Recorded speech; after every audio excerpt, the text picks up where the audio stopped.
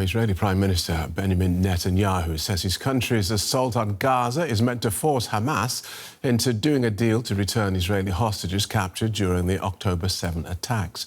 But as the offensive deepens, there are growing fears that Israel is paving the way for full reoccupation and resettlement of the territory. The UN has issued a stark warning, saying that Israel's actions risk destroying the future viability of Palestinians as a group in Gaza. DW's Emily Gordine reports. No food, no water, no electricity, and no end in sight of daily Israeli strikes. After 17 months of war, few could have imagined the situation for civilian Gazans could get any worse. But Israel broke the last ceasefire in March and is now increasing pressure to try to force Hamas to sign a new one. Israel's military now controls more than half of the Gaza Strip. The IDF has doubled the size of the buffer zone along the border in recent weeks. In some places, it cuts up to 3 kilometers inside Gaza, and it's a no-go zone for civilians. Nadav Weiman is from the NGO Breaking the Silence, an IDF veterans group opposed to the occupation of the West Bank and Gaza. He says permanently removing Palestinians from the buffer zone would be a disaster for Gaza. It looks like right now that the IDF won't let Palestinians go back to the buffer zone, so we cannot see it any other way than ethnic cleansing, 16% of the Gaza Strip. And over there, you have a lot of agriculture field, a lot. And that's important if you want to rebuild Gaza someday. They need to grow their vegetables, right? They need to grow their food somewhere. That fear of permanent removal of Gazans is shared by many Palestinians, including Mustafa Barghouti, a prominent political figure in the occupied West Bank. Israel is still trying to achieve the main goal they had from the beginning of the war, which is ethnic cleansing of all Palestinians from Gaza. In response to the accusations, the IDF told DW, the security zone is a vital component of the IDF's ability to prevent the enemy from carrying out offensive terrorist activities, such as those executed in the October 7 massacre. Israel's Defense Minister Yisrael Katz said Israel was going to seize more territory in Gaza when it resumed the war. A report in the Israeli newspaper Haaretz this week suggests the IDF is now planning to incorporate the southern city of Rafah in this buffer zone too. Nadav Weiman says this would create a never-ending war. But if we're holding the perimeter, that's indefinite fighting, because we need to defend the perimeter. It's inside Gaza. Gazans, Hamas, or Jihad Islam would attack us, and then we'll retaliate, and then soldiers would die, and then you need to bring back their bodies, and right, it's an indefinite war. So basically, that apparatus of creating the buffer zone also legitimizes fighting forever inside Gaza. Israel is not only increasing the amount of Gaza it controls, it's also dividing up what is left. The IDF never left the Philadelphia corridor in the south, which runs along Gaza's border with Egypt. Since March, it regained control of the Netzarim corridor. And now, a new corridor known as the Morag corridor cuts another line through the territory. Israel says their actions are designed to save hostages who are still being held in Gaza. The IDF is seizing territory, striking terrorists, destroying infrastructure, and another thing. We are seizing the Morag corridor. This will be a second Philadelphia corridor, as we're now cutting up the strip, increasing pressure step by step to get back our hostages. His approach matches ideas suggested by US President Donald Trump. During a meeting at the White House in early April, Trump underscored his support for Netanyahu. I hope he's being appreciated because he's been a great leader. He's working very, very hard on the hostages and many other things. But many hostage families and rights groups argue most of those who are home were freed thanks to ceasefire deals, not military action. Many observers say the Israeli government is fighting to take over Gaza, a goal openly held by many in Netanyahu's government. Let's pick through some of those issues with Ehud Olmert, who was Prime Minister of Israel from 2006 to 2009. He joins us now from Tel Aviv. Welcome back to DW. The UN says it has concerns about the future viability of Palestinians as a group in Gaza because of Israel's actions. Do you share those concerns? Yes.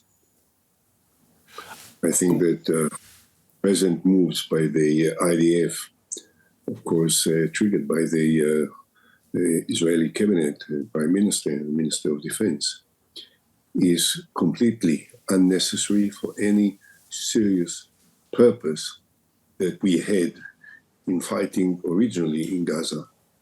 And the large number of Israelis, increasing number of Israelis, is opposed to it.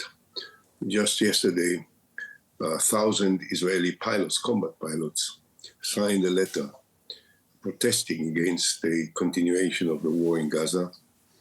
And this number is increasing rapidly amongst different fighting groups, reserve soldiers of Israeli army. But it reflects a widespread opposition to this crazy policy of the Israeli government. Okay, there is no need. There is no justice. Forgive me. You say it's crazy, and you say that there is no need. This government says it's necessary to put pressure on Hamas to bring them back to the negotiation table. What's your response to that? Nonsense. This is the excuse that the Prime Minister is using, but it is totally unreal. No military pressure as of now, more than a year and a half, has been successful in forcing Hamas to release hostages. The only hostages that were released as part of an agreement. There was an agreement, and unfortunately I have to say that we violated it. I hope that there can be contacts, perhaps through the Egyptians and the Americans, to carry on this agreement. There is only one way to bring back the hostages, to end the war. And this is what all of us in Israel think we should do. We should stop the war now. We should have stopped the war long ago, but certainly now, and bring back all the hostages, release the Palestinian prisoners as part of an agreement, and then allow a security force to get into Gaza, a security force made of Palestinians, of soldiers of moderate Arab countries, which are interested in bringing some stability into this region. Okay. In order to prevent any further attacks coming from Gaza into the state of Israel, and building up a new administration to take over from Hamas. This is what needs to be done rapidly. So if this present resumption of military action by Israel is nonsense, as you say, and it will not work, why then do you believe Benjamin Netanyahu's government is doing this? Do you spy something more sinister there? I have to correct you. I didn't say that the move is nonsense. I say that their arguments to justify it are nonsense. Okay. Okay, there are two things. What they are doing is not nonsense.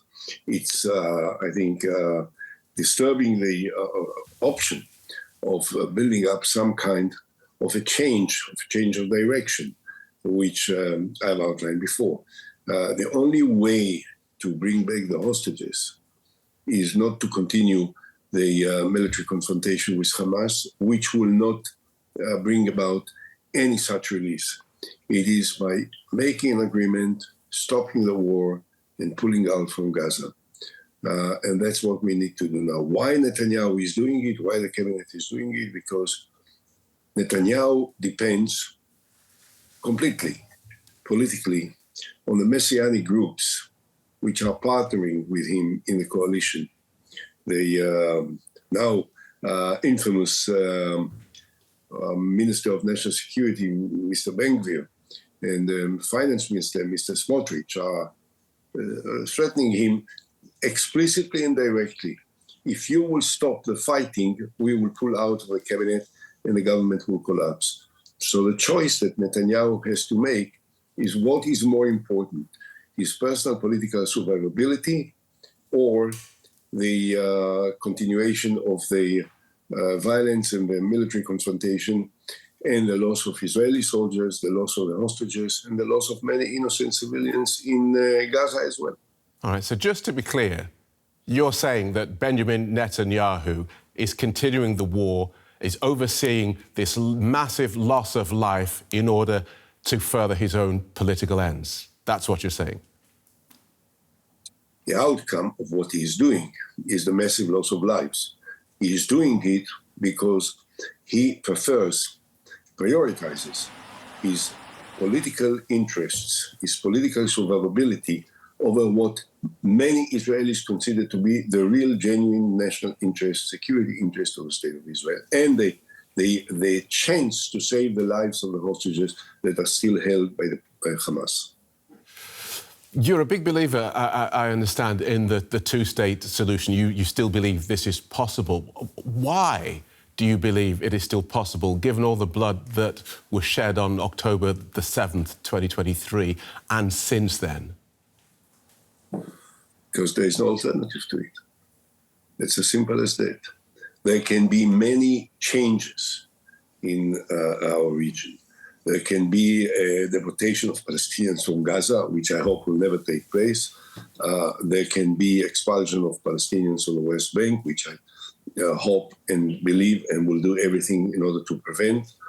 But a political solution that will ultimately put an end to the historical conflict between us and the Palestinians is only a two-state solution.